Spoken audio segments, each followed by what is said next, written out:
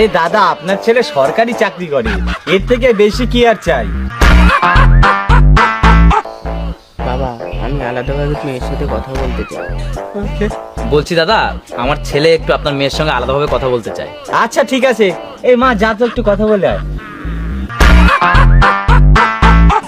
যা তাহলে কথা বলে আয়। A few moments later. দিদি, দিদি তুমি এই বিয়েতে না করে দাও। আমি একটা মেয়েকে খুব ভালোবাসি। আমি যদি ওই মেয়েকে না পাই, আমার হাতে শিরা কেটে দেবো। আরে ঠিক আছে ঠিক আছে, তুমি পা ছাড়ো, আমি বাইরে গিয়ে সবাইকে না বলে দিচ্ছি। বাবা, মেয়ে বলছে আমার পছন্দ না।